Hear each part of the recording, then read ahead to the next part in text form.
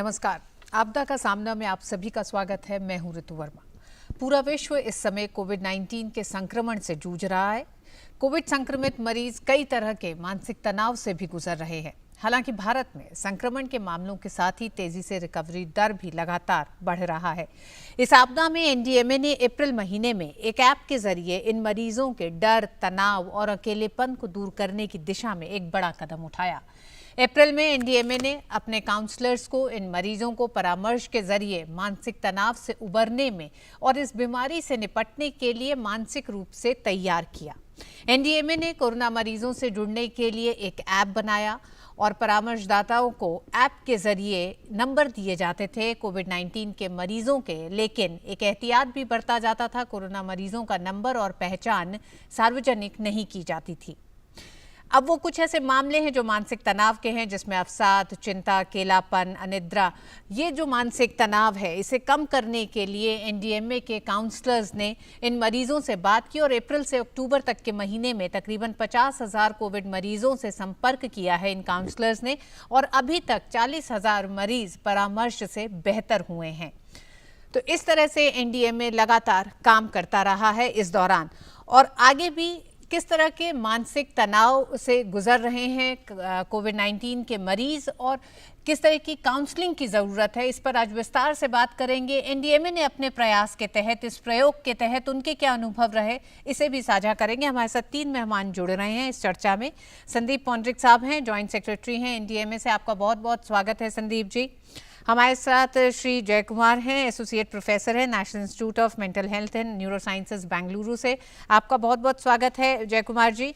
और हमारे साथ डॉक्टर चेतना दुग्गल हैं, एसोसिएट प्रोफेसर हैं, Tata institute of social sciences और टिस ने ही एनडीएमए के काउंसलर्स को ट्रेनिंग दी है किस तरह से वो कोविड-19 के मरीजों के साथ बात करें और उनको मानसिक रूप से और मजबूत बनाए कि वो इस बीमारी से लड़ सके और साथ ही साथ समाज में भी, क्योंकि कुछ हमने इस तरह की भी घटनाएं देखी जिसमें सामाजिक दबाव भी इन मरीजों को झेलना पड़ा है, तो उससे कैसे उभरे। आप तीनों का ही इस कार्यक्रम में बहुत बहुत स्वागत है। सबसे पहले संदीप साहब आपसे शुरू करना चाहेंगे और जानना चाहेंगे, एनडीएमए को अभी तक हम सब लोगों ने तमाम आपदाओं में एक अलग भूमिका में देखा है, लेकिन कोविड-19 के इस दौर में, इस संकट में एनडीएमए अपने एक नए प्रयास, एक नई भूमिका के साथ शायद लोगों के साथ जुड़ा है जो पर्दे के पीछे बहुत ज़्यादा रहा है।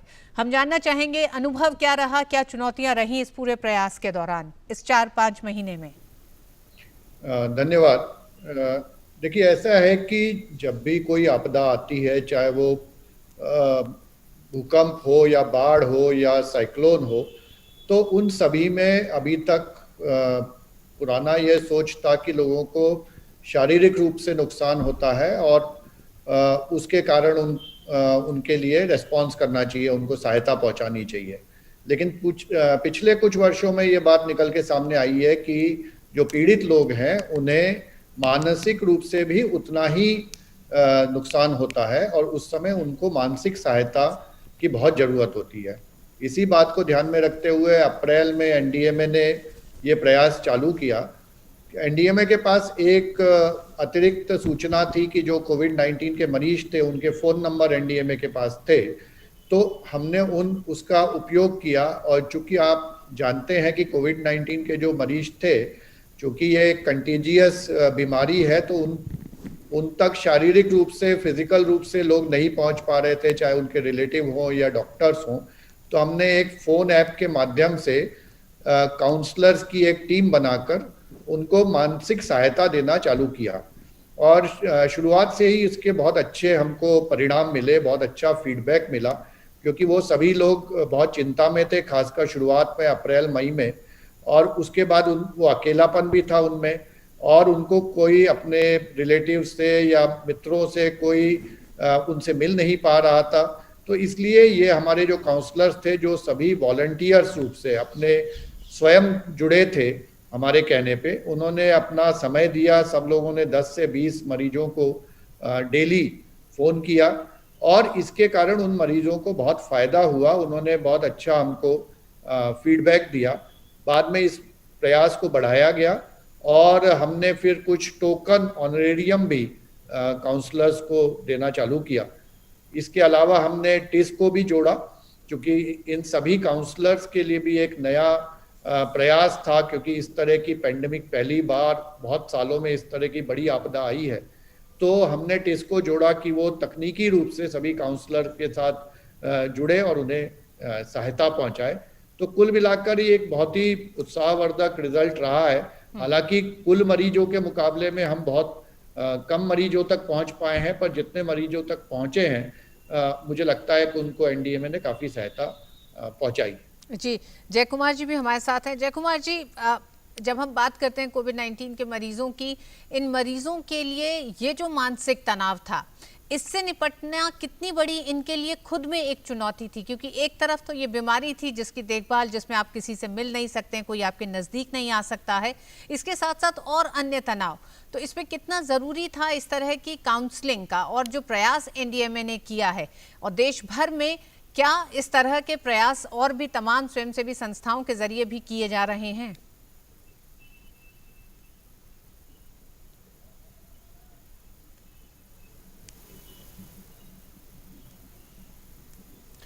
सर, हमें लगता है आपकी आवाज हम तक नहीं पहुंच रही। आपका म्यूट बटन शायद बंद है, उसे अगर आप जी आई एम सॉरी।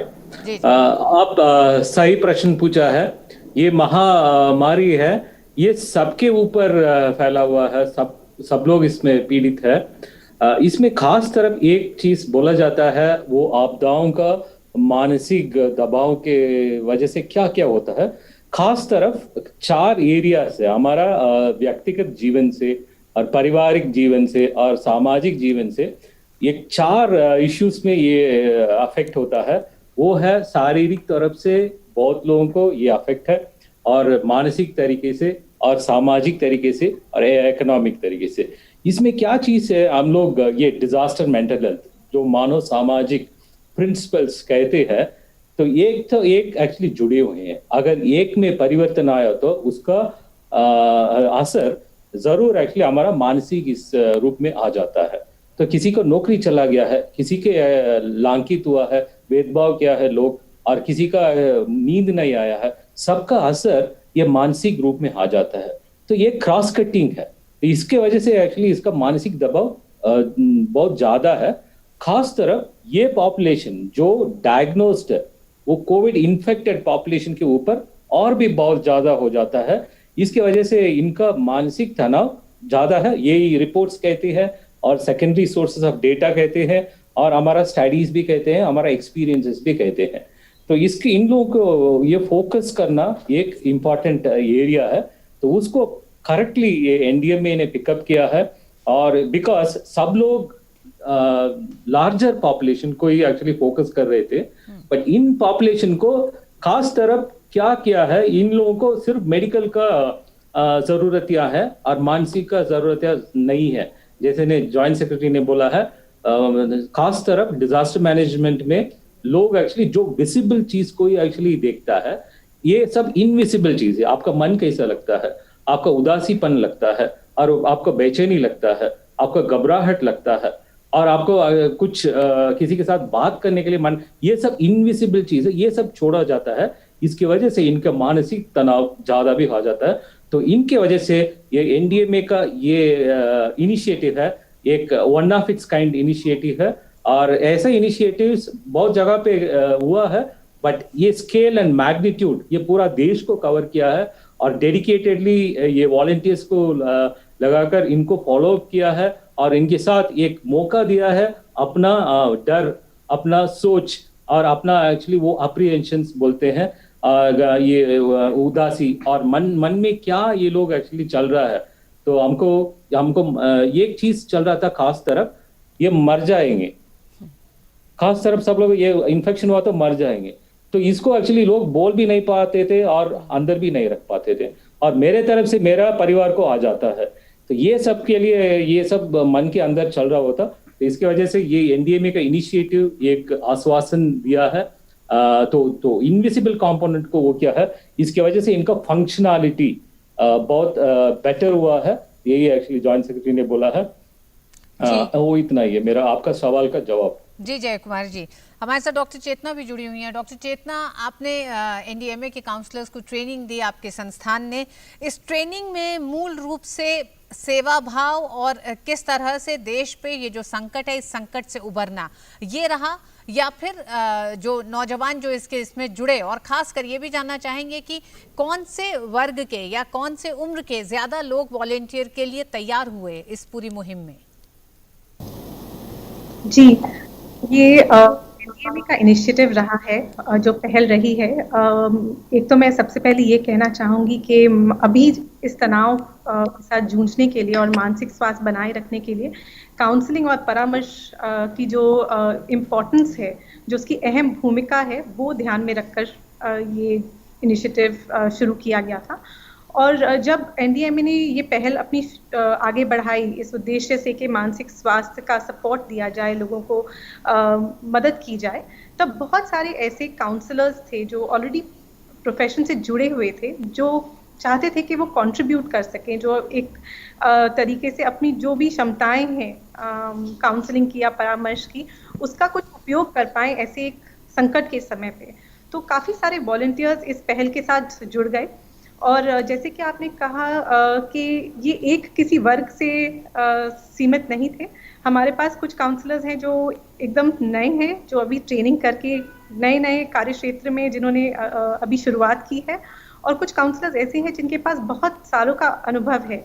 और ये जो एक तैयार हुई है पूरी एनडीएमए की टीम, उससे एक माहौल ऐसा तैयार हुआ है जहाँ पे सब एक दूसरे से सीखने के लिए बहुत तत्पर हैं और अपने अनुभव एक दूसरे के साथ बांटकर ट्रेनिंग में और सुपरविजन में, जो बहुत संदर्भ विशेष कोविड रिलेटेड जो हमारे सामने चुनौतियां आई हैं, उसको काउंसलिंग के द्वारा पूरी करने की कोशिश कर रहे हैं।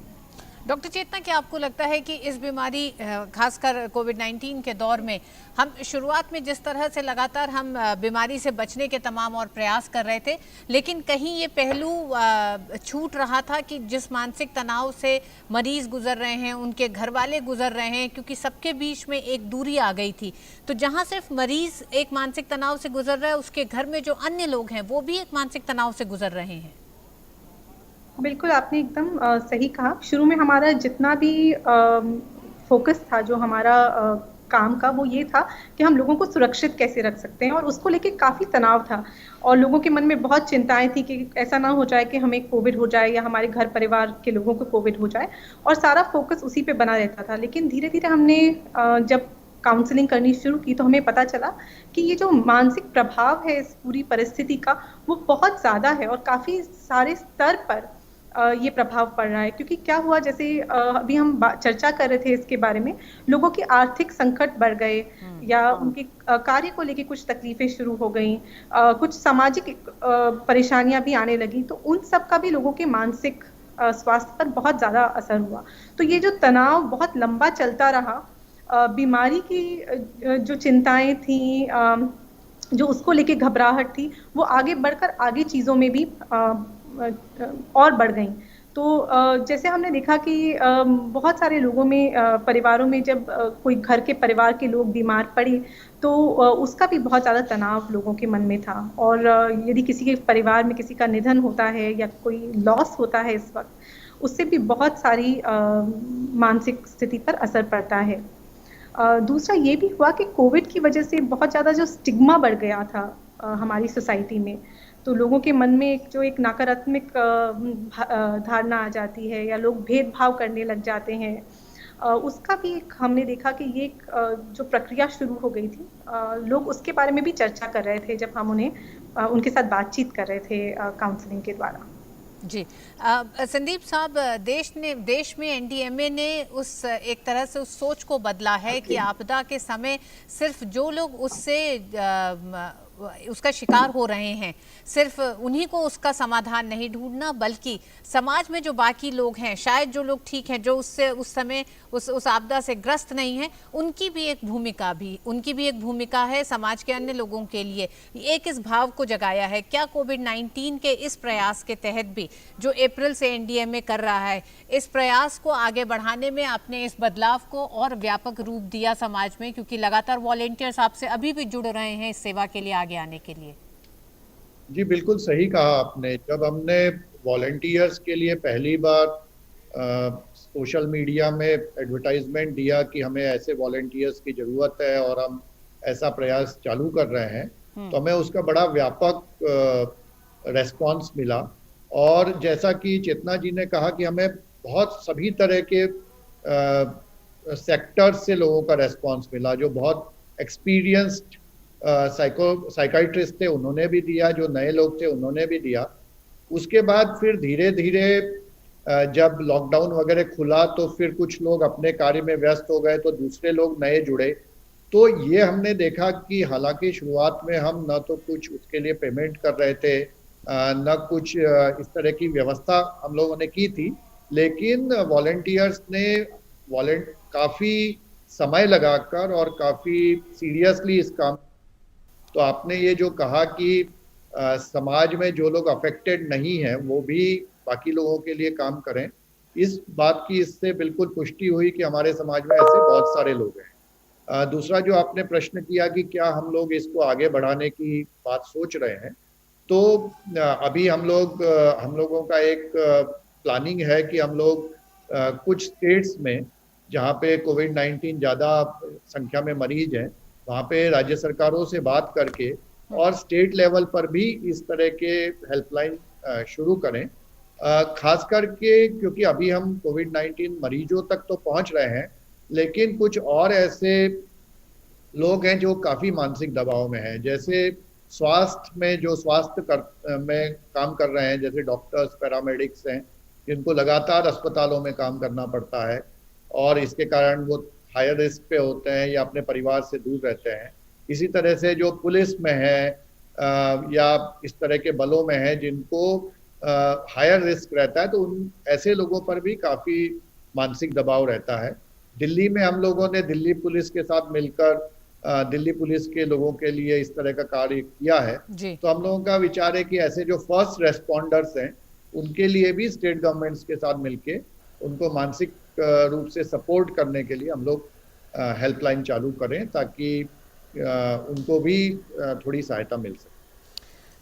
जय कुमार जी, क्या इन पेशेंट्स के लिए ध्यान में रखने के लिए घर वालों के लिए कुछ संकेत आप दे सकते हैं कि कोविड-19 के जो मरीज हैं उनका मानसिक तनाव बहुत ज़्यादा बढ़ तो नहीं गया है? किस तरह से उन्हें इस तनाव से मुक्त करें? अगर कोई काउंसलर नहीं भी है साथ में, तो घर वालों की क्या भूमिका होनी चाहिए? जी बिल्कुल सही कहा आपने, क्योंकि शुरुआत में खासकर मार्च अप्रैल में कोविड को लेके लोगों के मन में बहुत आशंकाएं थी और बहुत घबराए हुए लोग थे।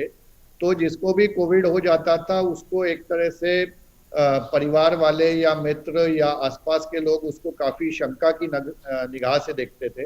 लेकिन इसमें ऐसा कुछ नहीं है, क्योंकि अन्य बीमारियों की तरह कोविड-19 भी एक बीमारी है। और जैसा कि आपने शुरुआत में कहा कि भारत में रिकवरी रेट काफ़ी अच्छी है, ज़्यादातर मरीज ठीक हो जाते हैं, जल्दी ठीक हो जाते हैं जी। तो सिर्फ जो स्वास्थ्य विभाग ने, भारत सरकार के स्वास्थ्य विभाग ने या डॉक्टरों ने जो बताई है कि जो प्रिकॉशंस लेनी है, उन मरीजों के बिल्कुल पास नहीं जाना है या उनको स्पर्श नहीं करना है, उनको थोड़ा आइसोलेशन में रखना है। उसके अलावा उनसे बातचीत जारी रखी जाए, उनको ऐसा नहीं लगने दिया जाए कि वो बिल्कुल अकेले हो गए हैं, आइसोलेट हो गए हैं। उनका मनोबल बढ़ाया जाए कि वो ठीक हो जाएंगे। ऐसा कुछ नहीं है कि वो बिल्कुल जैसे अभी डॉक्टर साहब ने कहा कि उन्हें ये लगता है कि वो मर जाएंगे, तो ऐसा कुछ नहीं है। ये एक सामान्य बीमारी है जो वो जिसको वो आराम से पार कर लेंगे और परिवार वाले, मित्र, सब लोग उनके साथ हैं। तो फिजिकल डिस्टेंसिंग को इंश्योर करते हुए जब ये मनोबल, जिसे हम साइकोलॉजिकल फर्स्ट एड कहते हैं टेक्निकल टर्म्स में, वो अगर, क्योंकि वो सबसे अच्छे ढंग से परिवार और मित्र ही कर सकते हैं। बिल्कुल, और उसमें परिवार की भूमिका बहुत बड़ी हो जाती है। संदीप जी, जय कुमार जी भी हमारे साथ जुड़े हुए हैं। संदीप जी, जय कुमार जी, खासकर उन पेशेंट्स के लिए किस तरह के कंसर्न की जरूरत है या एहतियात बरतने की जरूरत है जिनके जो ऑलरेडी या तो वनरेबल हैं, जैसे मान ले बच्चे हैं, बूढ़े वृद्ध लोग हैं घर में, या फिर किसी को अगर साइकेट्रिक प्रॉब्लम है, साइकोलॉजिकल प्रॉब्लम है, उन जैसे लोगों को अगर कोविड-19 से वो ग्रस्त होते हैं तो उस समय किन बातों पर ध्यान देने की जरूरत है? देखिए, ऐसा है कि जो अभी तक का अनुभव है उसमें ये है कि जिन लोगों को संदीप सर, अन्य कोई बीमारियां हैं, गंभीर बीमारियां हैं या जो ओल्ड एज में है, उन लोगों को थोड़ा कोविड-19 से ज्यादा खतरा हो सकता है। तो उन लोगों के साथ भी मानसिक रूप से उनको स्टेबल रखने के लिए, उनको सपोर्ट करने के लिए, जैसे मैंने कहा कि उनकी घबराहट को, अकेलेपन को कम करने की जरूरत है। उन्हें ऐसा महसूस नहीं होना चाहिए कि वो बहुत हाई रिस्क पे हैं या उनका कोई उनके साथ नहीं है। तो जो हमारे काउंसलर्स भी बात करते हैं तो उनकी बातें सुनते हैं, उस दौरान सिर्फ उनसे सामान्य रूप से बात करना या उनकी जो घबराहट है उसको सुनना, वो अपने आप में एक साइकोलॉजिकल वेंट करना है उसको, उससे भी उनको सपोर्ट मिलता है। डॉक्टर चेतना भी हमारे साथ जुड़ी हुई हैं, संदीप साहब।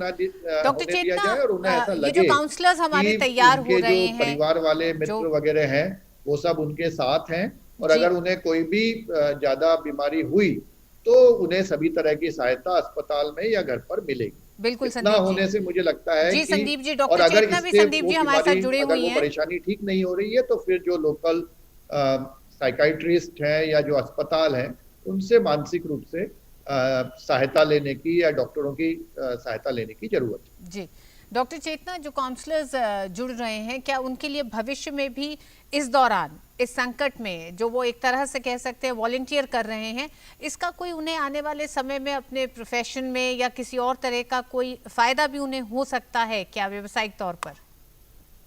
जैसा मैंने कहा कि जो वॉलंटियर्स हैं, संदीप साहब, ये सवाल डॉक्टर चेतना से है जी।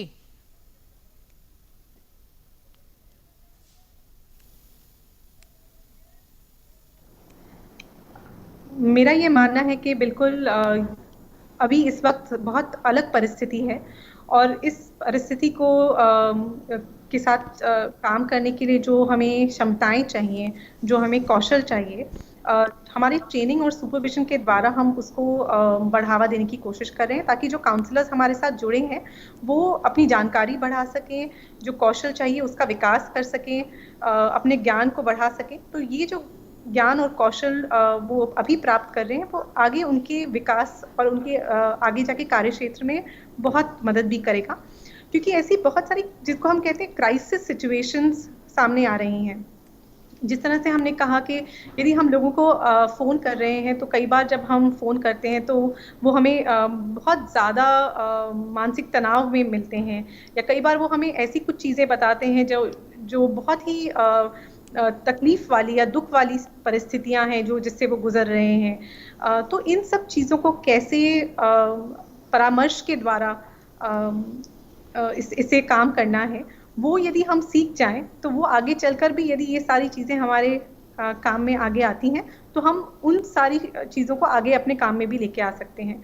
तो मेरा ये मानना है कि ये ट्रेनिंग्स अभी तो डेफिनेटली काम आएंगी, क्योंकि हम इस कोविड-19 के दौर से गुजर रहे हैं और अभी ये पूरी परिस्थितियां बिल्कुल सुलझी नहीं हैं, अभी भी काफ़ी सारा तनाव बना हुआ है।